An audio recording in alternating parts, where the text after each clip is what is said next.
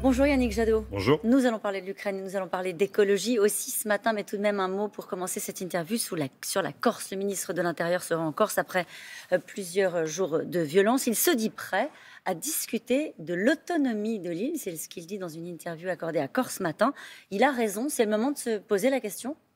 Ça fait des mois et des mois que nous défendons l'idée d'une autonomie de plein droit, de plein exercice en Corse. D'ailleurs, c'est une position qui a été validée par l'Assemblée des régions de France. Donc c'est quelque chose qui est dans le débat politique depuis très longtemps. Évidemment, en Corse, c'est l'opportunité de sortir d'une relation de défiance entre la Corse et l'État français. C'est l'opportunité de redonner des compétences à des territoires qui en ont besoin, et c'est légitime. Ce qui est terrible, c'est qu'il faut un drame, comme d'habitude avec ce quinquennat, pour commencer à entrevoir des solutions. Jamais rien n'est anticipé, jamais rien n'est réglé quand il faut le faire, alors que ça fait un an que notamment Gilles Simeoni a une nouvelle majorité en Corse, qu'elle est forte, qu'elle s'inscrit dans ce processus de sortir de la défiance, de reconstruire une relation. Et cette opportunité-là n'avait pas été saisie par Emmanuel Macron jusque-là. Il faut le faire, mais c'est trop tard, dites-vous ce matin. Non, c'est pas trop tard. Non, il faut le faire.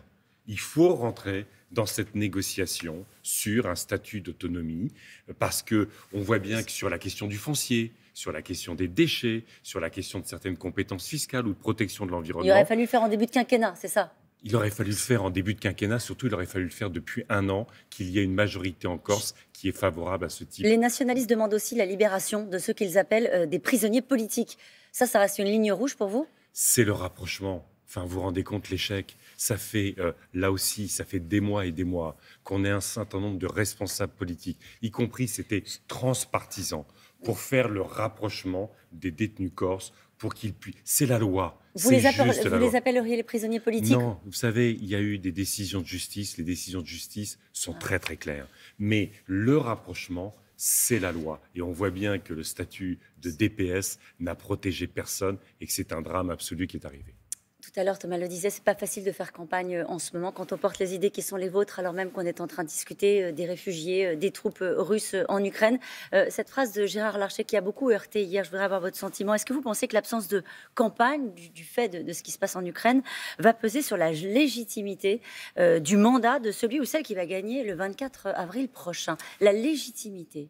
Il reste 4 semaines. Oui.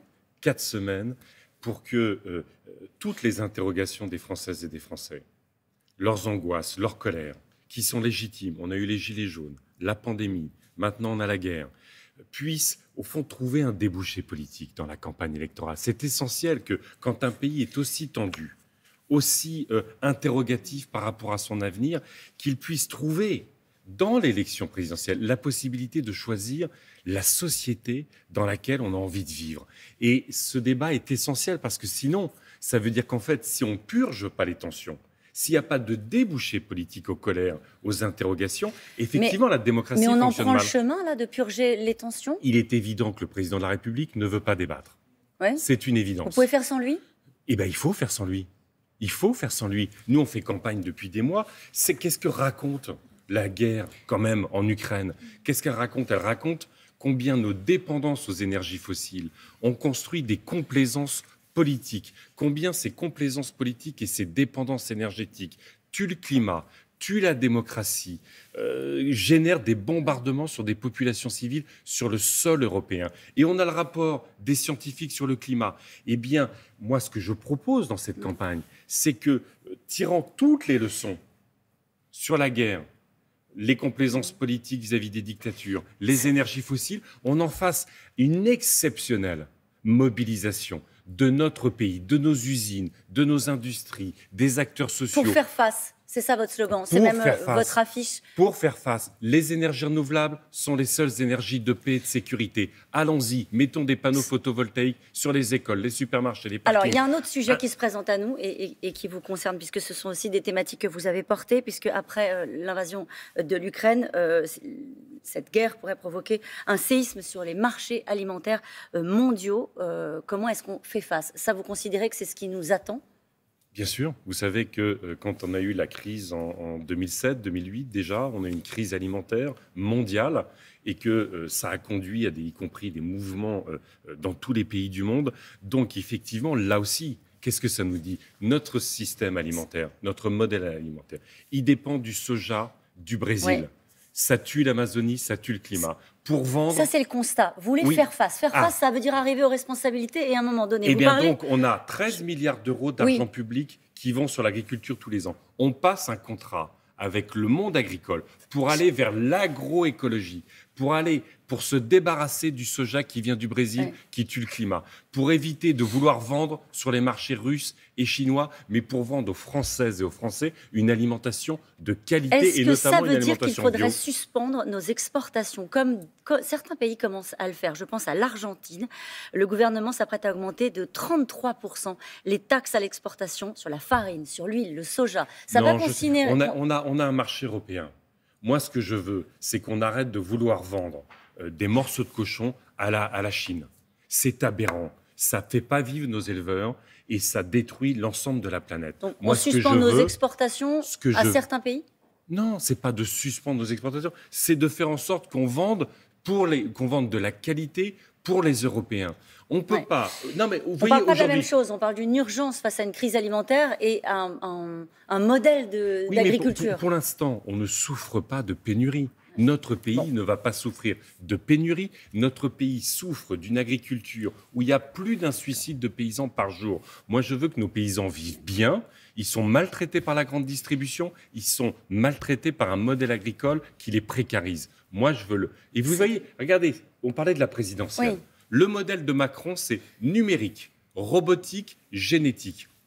On remplace les paysans par des robots et on remet les OGM. Eh bien, moi, je veux des paysans, de l'alimentation de qualité et de la biodiversité.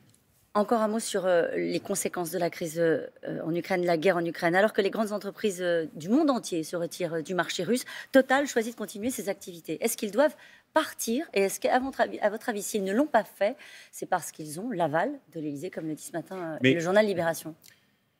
Total, aujourd'hui, participe à alimenter les recettes de Poutine et à financer la guerre en Ukraine. Total est complice des crimes en Ukraine.